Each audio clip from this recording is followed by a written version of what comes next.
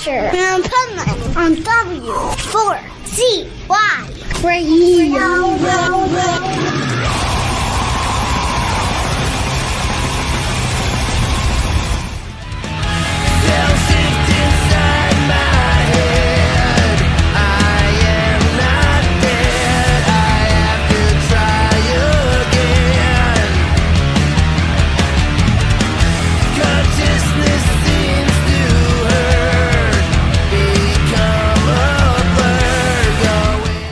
This is the Pipeman here on the Adventures of Pipeman W4CY Radio, and I'm here with our next guest that is a killer musician with some great new music. So let's welcome to the show Ethan Henry of Ashes of the Sun. How are you?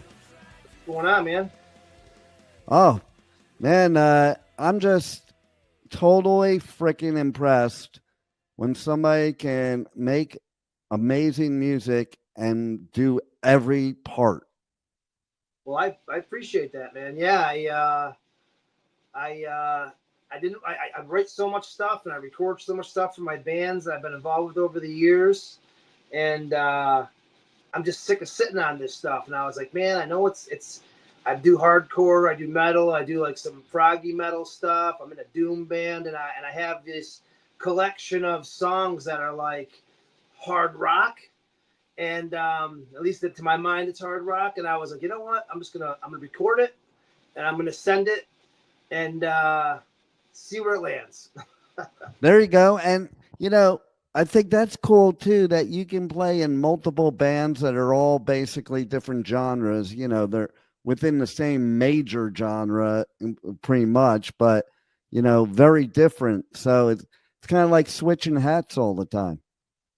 Yeah, I mean that's how my playlist is. I mean, I own a tattoo shop, and at work, some of my work lists, people are like, "What are you listening to?" I'm like, "Well, I mean, that's Prince, or oh, that's Dillinger Escape Plan, or that's Slayer." I mean, I have a crazy playlist, so it influences me sometimes, you know, it inspires me, and you know, I just doing the FREYA thing. It's hardcore kind of metal.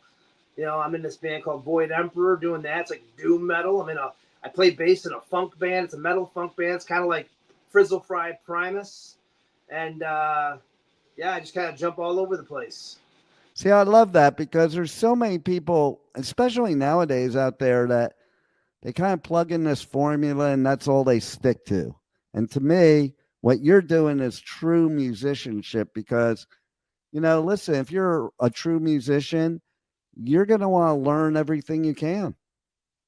Yeah, I'm inspired by so much. I mean, as an artist, it's kind of like when you're a tattoo artist just doing one thing, you know, anything. Like the production company that I have, Ignorant Tourist Productions, that was kind of the concept. You know, there was one of my friends we found a photo of his dad, and he was like standing next to some private like statue that nobody should go up to. And on the back it said, Ignorant Tourist. And I was like, that's funny. I was like, we should call our production company that because, you know, I make movies and stuff. I did a movie last year called Severance Mountain. It's a horror movie. I don't do horror movies, but I did it. I usually like action or sci-fi or weird stuff like that or comedy. So I wanted to be able to do whatever I wanted to. And in releasing this album, I did it through Ignorant Tourist Productions, which is growing right now. So it's the first time in a long time that I haven't been on a record label, so I don't have that support. I didn't have. I'm kind of going. I'm making it up as I go, but it's part of the whole thing. I'm totally supporting, you know, local art, local film, indie film, local music, indie music. People that are just getting into it. You know, sky's the limit. You know, we should all try. You know what I mean? And in this Ashes of the Sun. It is that for me. It's like, you know, my friends are gonna poke at me, man, because I'm doing like hardcore, you know, and I'm doing this raw, screaming, heavy stuff, and I'm like, I got this like rock album. I'm like, you know what? I'm sending it. I think it's cool. I think it's kind of it's like a really heavy hard rock grunge album that has a metal kind of influence kind of over top of it. You know what I mean? Yeah, totally. And you know what? I think any true artist too, they don't want to play the same shit over and over and over again, you know? So it's kind of cool to be able to diversify. I think that's why a lot of people do solo projects like you're doing. So you can kind of experiment out of your norm. Yeah, some of those songs I wrote for past bands. I said, in my mind, I was like, I'm going to write this song. And then I was done. I'm like, I don't know, man. It sounds kind of like soft, or that's not too weak for what we're doing. And I actually had someone recently tell me, they said, oh, what do you, your band kind of sounds like Velvet Revolver. I'm like, Velvet Revolver? I'm like, I didn't even listen to those guys. I heard like one or two songs. I mean, I'm not knocking them or anything like that. I like the songs that I heard, but I don't listen to them. And it's funny that with no influence, you know what I mean? It kind of sounds like that. I've heard people say some, Alice in Chains. I listen to Alice in Chains. I love Alice in Chains. That makes sense. You know what I mean? Megadeth, that makes sense. Velvet Revolver or Stone Temple Pilots or some of that stuff, I'm kind of like, somehow I accidentally sing kind of people and play kind of like, I noticed my solos. I'm like, does that sound like a Slash solo? And I was kind of laughing at myself. I'm like, I had no idea. I thought I was playing like Kirk Hammett or something, old Kirk Hammett. But it's funny where those things fall, at the end of it all, and how people perceive it, and that what I'm doing. So this album, I had no expectations other than I'm sick of recording music and doing nothing with it. I'm sick of having this pile of songs, and I'm like, nobody's ever gonna hear them. At least if I release an album, I'll sing it all the same. I'm not gonna scream on it because I want this to be different than what I normally do. So I sang it. And, I said, I'm not going to try to play some really crazy solo. I'm not going to put crazy breakdowns. I just, one of my friends would say, oh, it's half baked. I'm like, or it's like pop metal. I'm like, it's kind of straight and to the point. It's easy listening for the, those people that don't want all the crazy or all the heavy vocals. This is something that like someone who might listen to like Guns N' Roses or someone that might listen to Avenged Sevenfold, they might actually say, oh, this is actually pretty cool. Or Five Finger Death Punch. It doesn't sound like them necessarily, but it's not a stretch if you decide to pop it in your playlist. You know what I mean? Oh, no doubt. And it's funny because people generally want you to stick to what they know, but sometimes it's cool to just do something totally different. And then perception's everything. So now you gain all these other people that like what you're doing now. They may like the other stuff too. So, it's just expanding your horizons, so to speak. It is 100%. I've discovered a lot of bands like, oh, do you know this guy's in this band? I'm like, no kidding, And I found a few bands like that. Or I'll hear something, I'm like, that sounds like, him or her. And then I'll look it up and I'm like, it is. Oh, this is a band. It's a super group. Or, oh, it's some side project they did before. I've been listening to Rainbow lately. When you think Dio, you don't think Rainbow. But lately I've been in a 1970s metal kick. About 2 weeks before Ozzy had passed, I just was at work and I'm just sick listening to the same old shit. And I was like, I'm playing, I looked up 70s metal. I hit on random. And Rainbow kept popping up. I'm like, man, this is Dio. You know what I mean? This is. Right. And Richie Blackmore was badass. Yeah, dude. I'm just like, that's like a band. And diehards will know, but the general public, they don't know. They barely know Dio. You know what I mean? So it's like little things like that where you find these bands that just are so cool, kick ass that you just don't get the shine. And so to me, Ashes of the Sun is like, it's my kind of, it's in the shadows. It's this thing I did. I didn't look for a label. I didn't ask anybody. I just kind of putting it out there, doing some promotions myself, doing stuff like this, and just seeing where it lands, man. What's cool about that too is because labels are going to tell you what you need to do, and here you're just being your free artistic self. Yeah. It's it probably has its pros and its cons, and there's probably things like I read something where someone was they said, oh, it sounds good, but it's kind of like goes in this direction, doesn't really have a lot of this or that. And I'm like, well, that's kind of the point. Maybe the metal crowd might look at it and say, oh, it's pretty straightforward. It is. I wrote it that way on purpose. It was a rock. In my mind, I'm thinking rock. I'm doing like a soft version of Baroness. I'm doing like something that like those hit rock song guys can get behind, like a Stone Temple Pilots or something like that. But it's a little heavier. It has my metal influence. I play, the way I play things, it's a little bit pushing the limits. But I don't know if there's a place for it. I don't know where the place is. And a label would say, well, you should probably be thrash metal. You should probably be proggy metal, you should probably be rock, pick one. And I'm like, I don't want to pick one. I'm just kind of throwing it together and making a brand new cake. Yeah, they always want to box you in, and I don't think ours should be boxed in. Play whatever the hell you want. I mean, there's a lot of music in every genre right now where like I'm having a hard time distinguishing. I'm like, I'm like, is that so and so? Wait, who is this? Oh no, it's a band that sounds like them. All great. Oh, yeah. And hats off, man. Some of that shit is. Some of the metal bands that are coming out are really complicated, really talented guys. But I've heard that iteration before. You know what I mean? And maybe the same thing for what I'm doing now. But that's one of the reasons I liked doing stuff with FREYA, because I felt like we sounded like the stuff we were doing, but we didn't fall into the classic hardcore box, and we were just kind of playing heavy hardcore rock. You know what I mean? Metallic hardcore. And Ashes of the Sun is no different for me when it comes to that stuff. It's kind of same idea, same mentality. Keep it simple to the point. And something my kid or some 15-year-old kid can I can learn this song on drums if they liked it.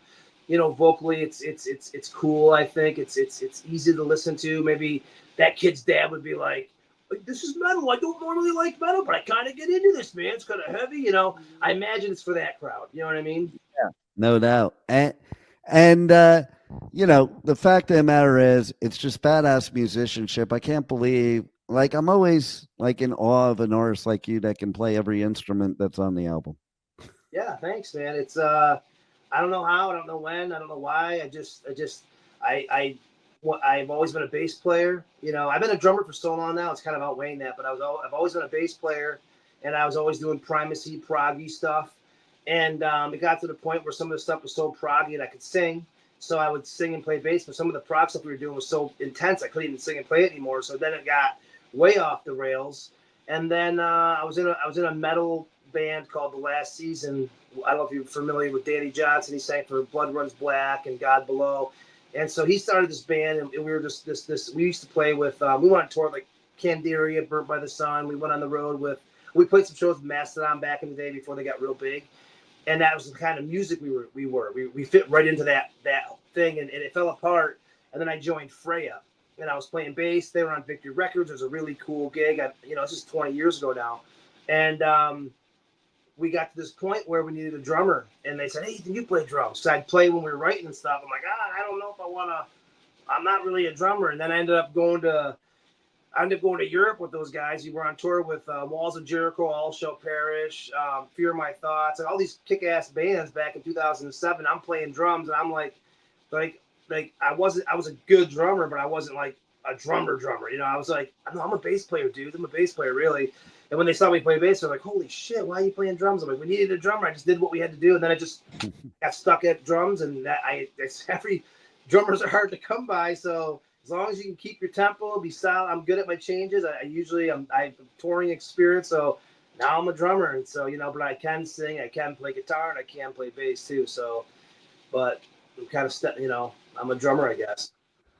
Well, since you were a bassist, I'll give you a trivia question. Do you know who's one of the most famous bassists in history that never wanted to be bass? They were a guitarist, but there were 3 guitarists, and so one of them had to pick the short straw. Was it Steve Harris from Iron Maiden, maybe? No, but that would be a good guess because he's a badass bassist, and he sounds like he's playing guitar when he plays bass. Think of it, but I think he composes most of the stuff for Iron Maiden at one point anyway, but... No, I think I know this answer, but who is it? Paul McCartney. Oh yeah, you know what? I think I did know that. He's a great. Yeah. Now, if you listen to it, after I knew that, then I started listening to Beatles songs in a different perspective. Yeah. I'm like, oh yeah, holy shit! It sounds like he's playing the guitar, but on the bass. Yeah, he's legendary. What can I say? I played that for some people. Like, it's okay, it's kind of boring. I'm like, you don't put him into the mix now and think like you're gonna be shocked. You know what I mean? Think about what he did for music and think about who he was. There's so many bands that people everybody's so like they want now and they want it's all this like competition. But man, that guy, we wouldn't be where we are if it wasn't for guys like him.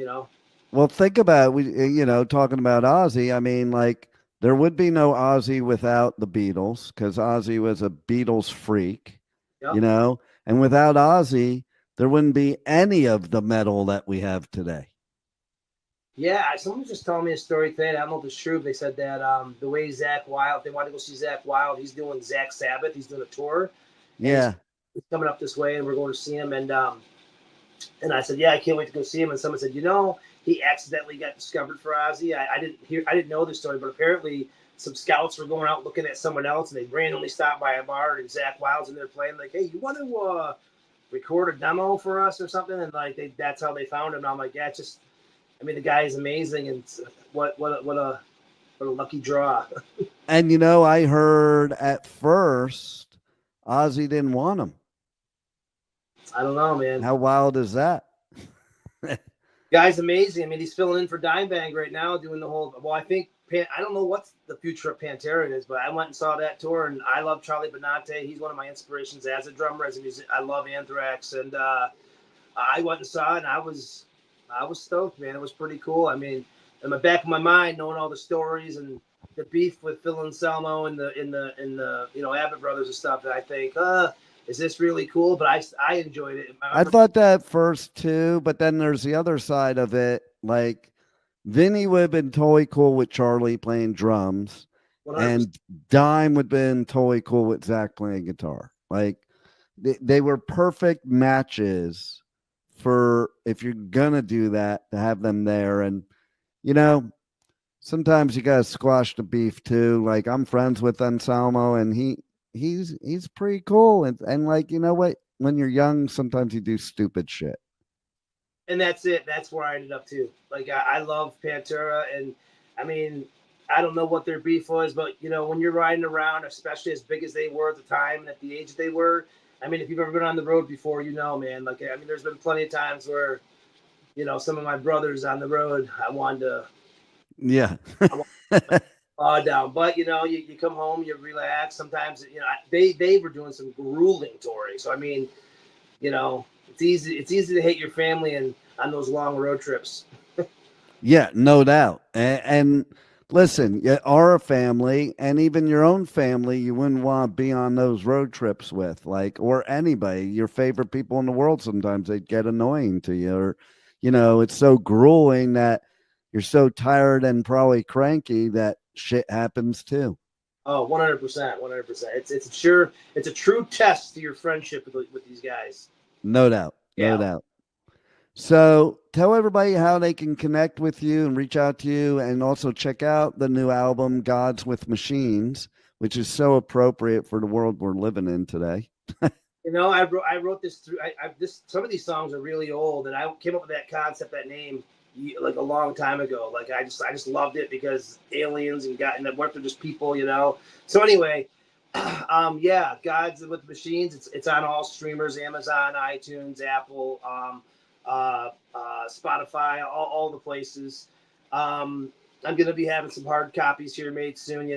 Once there's a big enough demand, I'm gonna do some records and stuff. But I have my own personal Instagram I use for pretty much everything. Ethan Henry 43 Instagram, and I just recently started an Ashes of the Sun band Instagram, because I probably should promote this separately. And even though I like the idea of cross-promoting everything together, I have a website, ignoranttaurusproductions.com. It has all of our content. We make movies. We're getting ready to film a movie, and we have some past stuff on there. But Ashes of the Sun stuff's on there, and there'll be some more music stuff on there as well as I move forward. And that's pretty much where I'm at. My personal Facebook, Ethan Henry, on Facebook, and I have a TikTok too. Yeah, Ethan's Brains 315. I'm posting stuff on there too. Nice. I'm an old guy, dude. I'm just getting used to all this social media, so it's not, doesn't come off as quick, It's a pain in the ass, to be honest. I miss the tape trading days. Dude, I'm stressing all day today. I'm like, shit, did I put any content out? I know, right? It's so hard to be an artist nowadays. You guys got to work so much harder. Like, you would have never been. I got to tell you, in the 80s, with all the debauchery that was going on and all the drugs and alcohol, they would have never been able to make it, because they wouldn't have ever been sober enough to do all this social media work. And honestly, man, I wonder how many of these great artists are sitting there that just don't or can't. With that being said, man, there's some kids doing some business stuff that I know that don't do a lot of half of what I know other businesses do, but because they're so internet savvy, they're so like quick on the on the social media, like they're just blowing up. I'm like, what? I'm like, that person? And I'm like, okay, whatever. So it's like, I'm 49, man. You know, I grew up in the 80s and 90s, and I got to do it, man. I don't want the ship to sail away, man. So I'm doing. I'm learning it all, and I feel pretty comfortable there. And I just got to get my rhythm down, you know. There you go. Well, you'll do it, and you'll keep doing it. And listen, you're like one of the hardest working musicians out there with all the projects you do. Well, you know, I mean, everybody. I don't sleep much, so I'm getting ready to film a movie. I got a 45-foot wide spaceship set in my backyard at my house. It's about 20. Nice. Oh, it's. I'm just constantly. I just pivot. Work all day. Tattoo. Work on the music. You know, I'm doing VOID EMEPROR. We're playing on Tuesday with Crowbar and I Hate God down at the Lost Horizon in Syracuse, which is going to be a cool show. And I just can't stop, man. I'm gonna stop when the ticker stops. Just like Ozzy. That's it, man. Go till you can't. Well, there it is. Well, thanks a lot for giving us some great music, and thanks for being on the Adventures of Pipeman. Pipeman, thank you very much. Enjoy. Thank you for listening to the Adventures of Pipeman on W4CY Radio.